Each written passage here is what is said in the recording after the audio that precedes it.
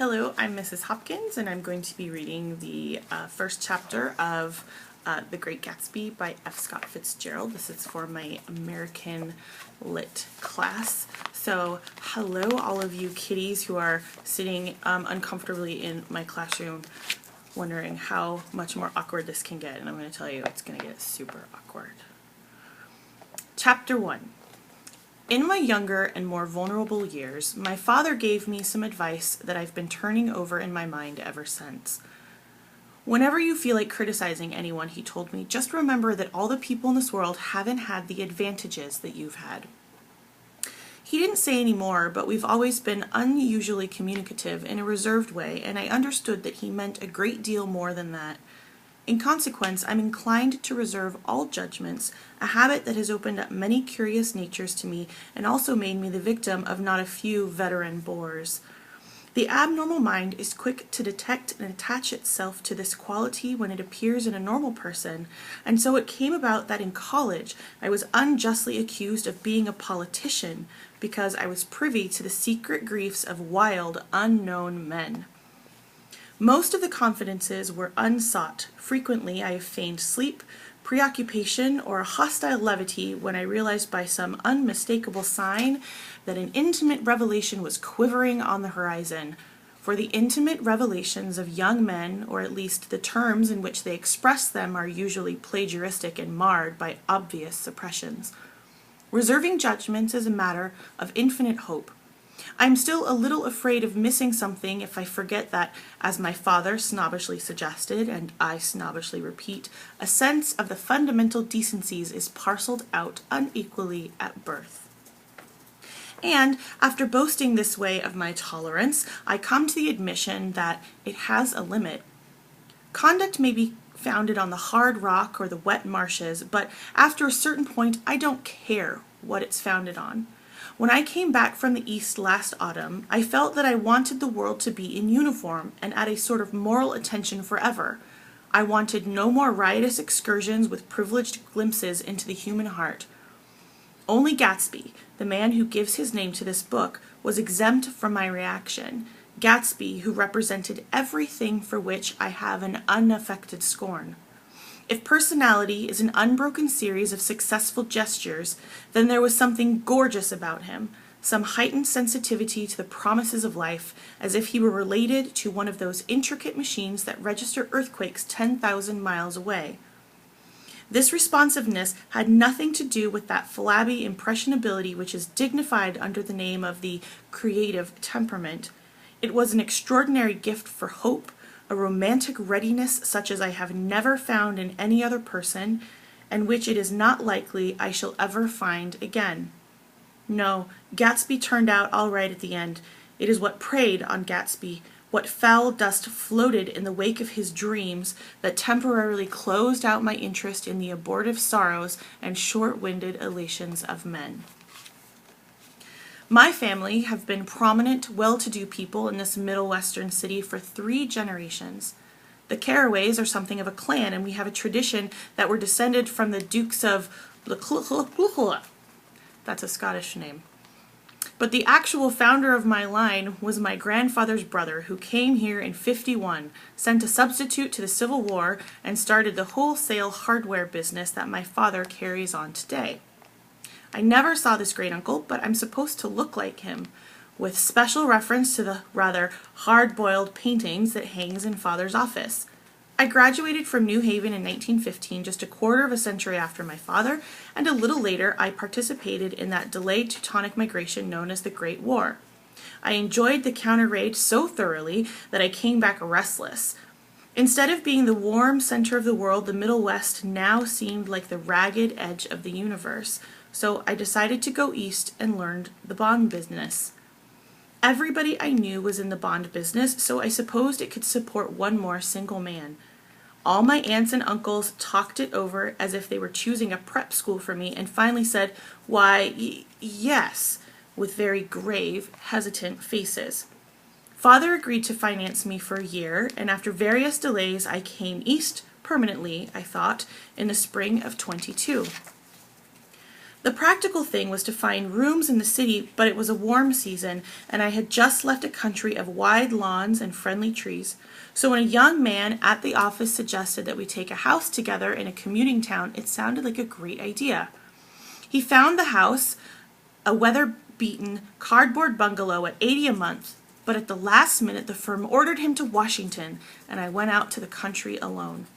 I had a dog, at least I had him for a few days until he ran away, and an old Dodge and a Finnish woman who made my bed and cooked breakfast and muttered Finnish wisdom to herself over the electric stove. It was lonely for a day or so until one morning some man, more recently arrived than I, stopped me on the road.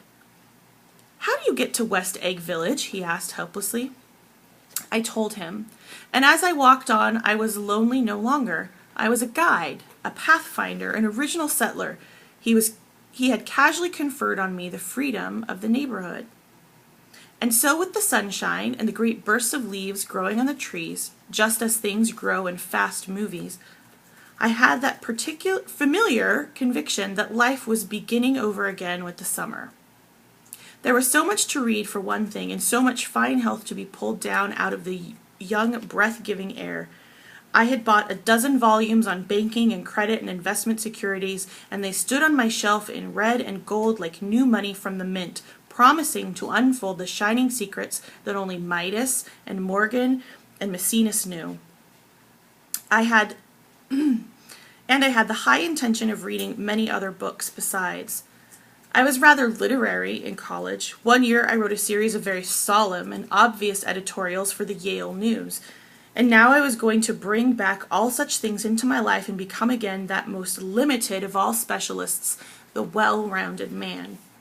This isn't just an epigram. Life is much more successfully looked at from a single window, after all. It was a matter of chance that I should have rented a house in one of the strangest communities in North America. It was on that slender, riotous island which extends itself due east of New York, and where there are, among other natural curiosities, two unusual formations of land. 20 miles from the city, a pair of enormous eggs, identical in contour and separated only by a courtesy bay, jut out into the most domesticated body of salt water in the Western Hemisphere, the great wet barnyard of Long Island Sound. They are not perfect ovals, like the eggs in the Columbus story. They are both crushed flat at the contact end, but their physical resemblance must be a source of perpetual confusion to the gulls that fly overhead. To the wingless, a more arresting phenomenon is their dissimilarity in every particular except shape and size. I lived at West Egg, the less fashionable of the two, though this is a most superficial tag to express the bizarre and not a little sinister contrast between them. My house was at the very tip of the egg, only 50 yards from the Sound, and squeezed between two huge places that rented for $12,000 or $15,000 a season. The one on my right was a colossal affair by any standard.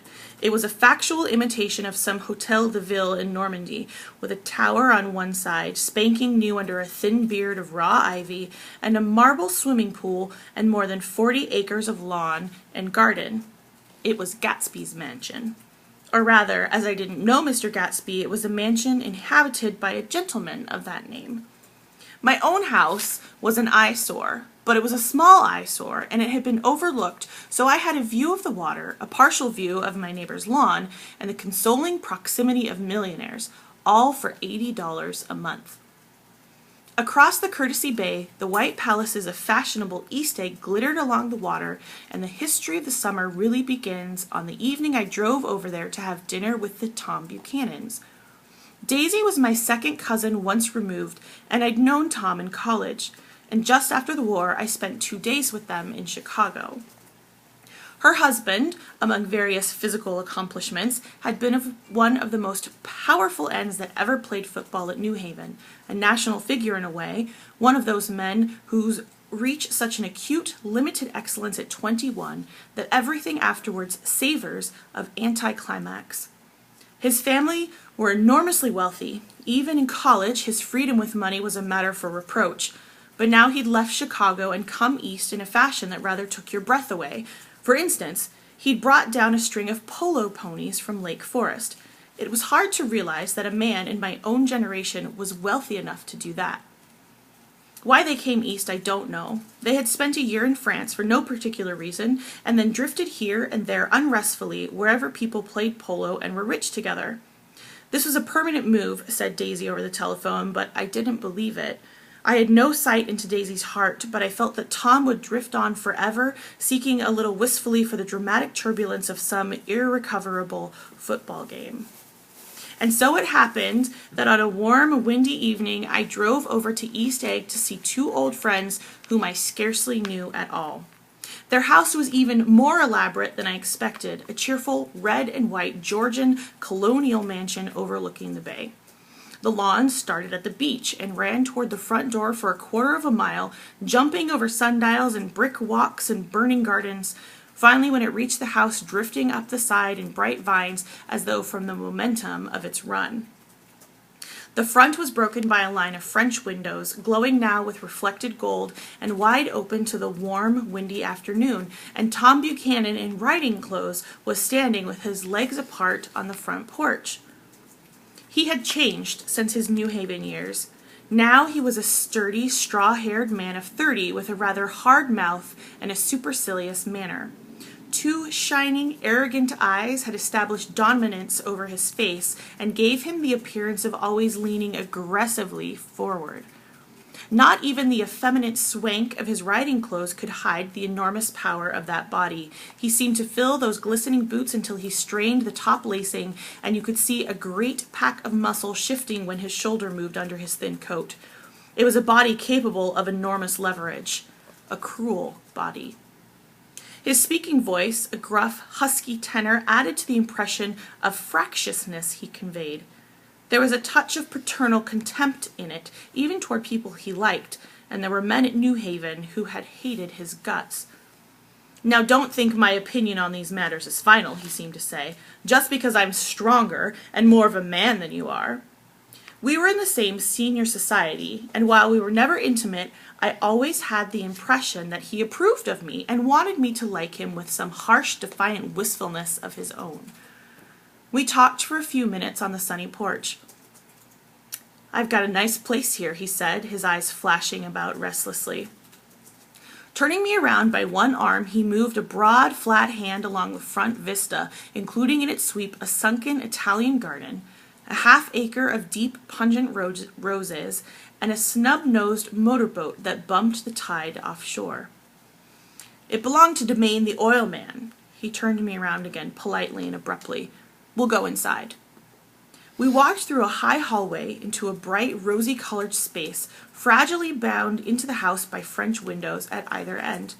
The windows were ajar and gleaming white against the fresh grass outside that seemed to grow a little way into the house. A breeze blew through the room, blew curtains in at one end and out the other like pale flags, twisting them up toward the frosted wedding cake of the ceiling, and then rippled over the wine-colored rug, making a shadow on it as wind does on the sea. The only completely stationary object in the room was an enormous couch on which two young women were buoyed up as though upon an anchored balloon. They were both in white, and their dresses were rippling and fluttering as if they had just been blown back in after a short flight around the house. I must have stood for a few moments listening to the whip and snap of the curtains and the groan of a picture on the wall. Then there was a boom as Tom Buchanan shut the rear windows, and the hot wind died out about the room, and the curtains and the rugs and the two young women ballooned slowly to the floor. The younger of the two was a stranger to me. She was extended full length at her end of the divan, completely motionless, and with her chin raised a little, as if she were balancing something on it which was quite likely to fall. If she saw me out of the corner of her eyes, she gave no hint of it. Indeed, I was almost surprised into murmuring an apology for having disturbed her by coming in. The other girl, Daisy, made an attempt to rise. She leaned slightly forward with a conscientious expression. Then she laughed, an absurd, charming little laugh, and I laughed too and came forward into the room. "I'm paralyzed with happiness." She laughed again, as if she said something very witty, and held my hand for a moment, looking up into my face, promising that there that there was no one in the world she so much wanted to see. That was a way she had. She hinted in a murmur that the surname of the